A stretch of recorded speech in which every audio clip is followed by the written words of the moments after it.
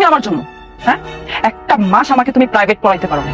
তুমি স্বামী হইয়া যদি সবকিছু করতে পারতা তাহলে আমার ঘর থেকে বাইরে যাওয়া লাগতো না। বুঝতে পারছো? তোমার কারণে আমার ঘর থেকে বাইরে যাওয়া লাগছে, এই চাকরিটা করা লাগছে।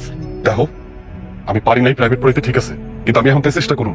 আমি যা কষ্ট করি আরো করুন, আরো করুন, আরো করুন, করতে থাকুন, তাও তোমার চাকরি করতে আমি দিব না, ঠিক আছে? আর তোমার আমি একটা কথা ঠান্ডা মাথায় বুঝাই দিই, দেখো, তুমি এই চাকরিটা করো, এটা আমি চাই না। তুমি যদি এটা বেশি ফেটাফেটি করো তাহলে কিন্তু আমার সম্পর্কের মধ্যে ফাটল ধরবো, এটা বুঝতেছো তো? তোমার বুঝা না বুঝা দিয়ে আমার কিছু আসে যায় না। আমি কইছি এই চাকরি আমার পছন্দ না, তুমি চাকরি করতে পারবা না। ফাহিম,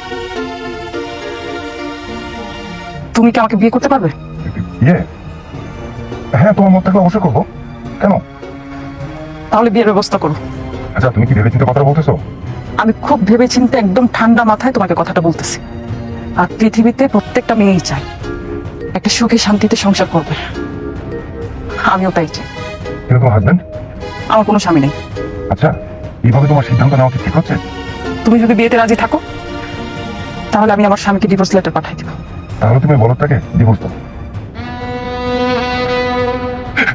কান দেখে দাও রোমান। ও বা কি হইছে মা?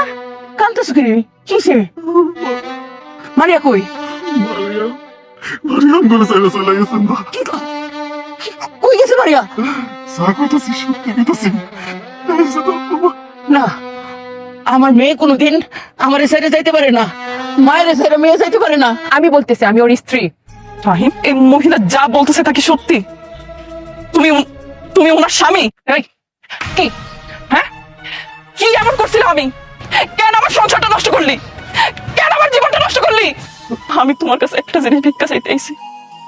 আমার এই সোনার সংসার, আমার এই সংসার তুমি আমার ভিক্ষা দাও, আমারে তুমি ক্ষমা করে দাও। আপনারা দেওয়ার মতো কোনো কিছু আমার কাছে নাই।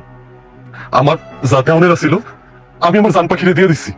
আরে আপনি তো অনেক বড় শিক্ষিত, আপনি তো অনেক মেধাবী, কিন্তু আপনি জানেন আপনি মানুষটা কি? আপনি হইতেছেন একটা বেঈমান নারী।